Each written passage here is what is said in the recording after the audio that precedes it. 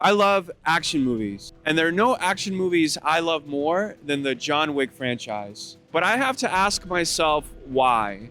Why these movies? Why are these the ones that get a franchise with 5 entries and a TV show, while other more expensive films falter? What makes them so special? To find the answer, we have to go back, all the way back to 1974. We have to look at another ultra successful action movie, one that spawned a genre and changed an entire sport as we know it. Here's a fact about Enter the Dragon. Adjusted for inflation, it has made back more than 400 times its original budget. It's really hard to understand the martial arts genre before this movie because it didn't really exist. This movie's reach and its influence is practically unquantifiable.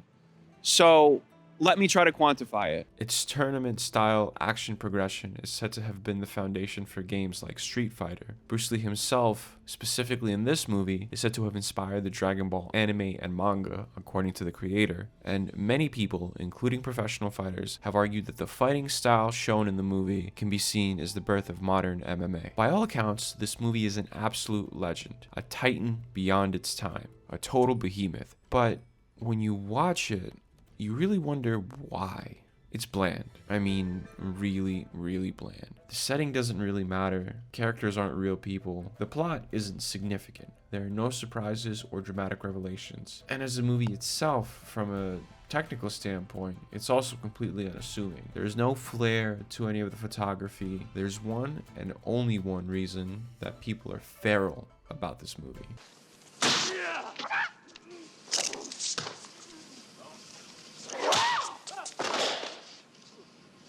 Everything bland that I mentioned about the movie does still serve a purpose. The purpose is to get these extremely talented superhuman people into a room together. The purpose is to make them fight, to make you see something that you've never seen before. I think for us to understand the thing that makes John Wick special, we have to understand why Enter the Dragon is special. It's a great example of one thing: the fact that movies can be compelling for different reasons. Why you might like one movie could be completely different from why you might like another. Enter the Dragon is unique in another way. This movie wasn't the first of its kind, the genre being popular, especially in Hong Kong, but this is the movie that made it a worldwide phenomenon. And so, American filmmakers throughout the rest of the century tried to replicate its magic, like with the movies of Jean-Claude Van Damme and Steven Seagal. The most successful action movies after Enter the Dragon all swapped fists for firearms, but nothing ever came close. That is until a little movie you might have heard of,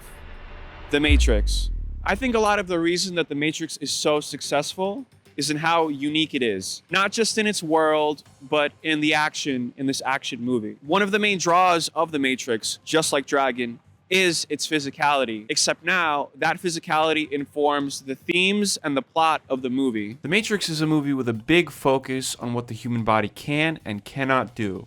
The story the movie tells us is one of an everyman, accepting that which makes him unique. The movie communicates this through physicality. The hook in the very first scene of the movie is Trinity doing something physically unbelievable. This is the draw of the setting and of the Matrix itself. It is a draw on a visceral, kinetic level. We see what look like regular human beings in one world exhibit superhuman abilities in the simulated one. The movie makes us a promise, and it makes that promise through the main character of Neo. It promises to remove us from regular life and change us, grant us the ability to grow and do something we never have before. It fulfills this promise by showing us the growth and change through the physicality. We progress through the movie by observing the change in Neo's physicality. In his first real physical test, he fights his mentor, Morpheus. Beaten the first couple of times, his victory in the third fight only comes when he accepts his role as the One and unburdens his mind, allows himself to go past his own perceived limits of strength and start to do things that are superhuman. Up to this point, our main character has been scared, unsure, and confused. After this fight with Morpheus, he is fully committed.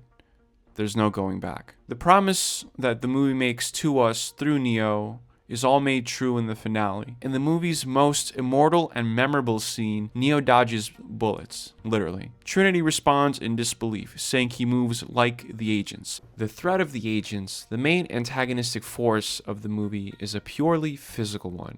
They are not individuals, but a force, one that literally corrupts the body. The method by which they attempt to control Neo is a physical bug placed inside his body that has to be ripped out of it. When the agents fight, they tear through their opponents with a godlike ability. Neo, through exceptional physicality, is able to triumph over these unstoppable forces and these impossible odds. The Matrix makes us a promise, and then it follows through on that promise by just showing us people doing crazy physical stuff. It is an evolution in the power of physicality through filmmaking, an evolution of the prototype that was Enter the Dragon. If The Matrix is an evolution, then John Wick is the final form. The way we get from The Matrix to John Wick almost sounds like a love story. Keanu Reeves meets Chad Stahelski, a stunt double and stunt coordinator on the set of The Matrix. About a decade later, Keanu gets the script for John Wick. He recommends him and Derek Kolstad, another stunt coordinator from The Matrix, to direct the choreography. One thing leads to another. The pair end up directing and producing the movies,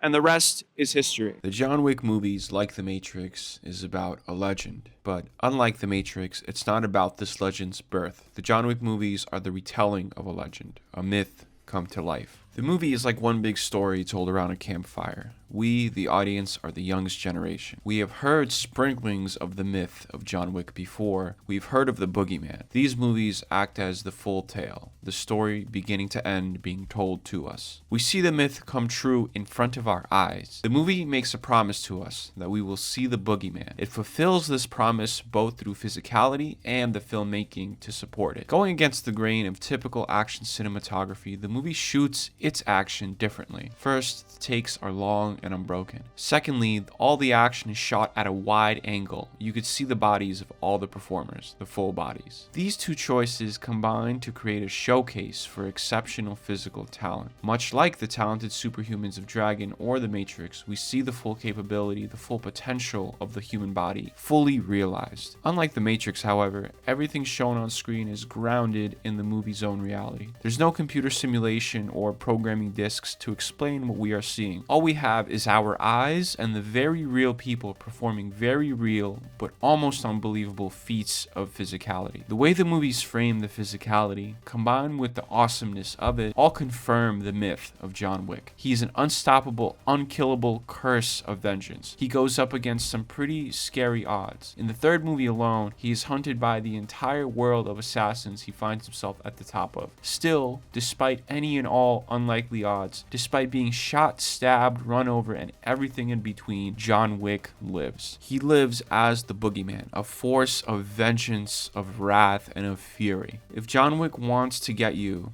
the only thing standing between you and him is time. Both Wick's perseverance and the determination of his enemies is on full display for us to revel in. The action filmmaking, the wide, unbroken takes of ballet that is the fighting in this movie is all proof. Proof at how impossible the odds are for Wick, and proof that he does not care. John Wick is who the movie tells us he is. He fights better, he survives better, he drives better, he thinks better. He is better and smarter than the enemies that go against him. And nothing in this movie could have proven this superiority except for seeing him physically dominate his foes. The John Wick movies are proof of the legend, that despite anything and everything, he will triumph. More than anything, John Wick is a reminder of the power of movies. Having a movie that's focused on physicality instead of drama, writing, or character doesn't necessarily make it a worse movie. Honestly, there's no such thing. It's not really a competition. The fact that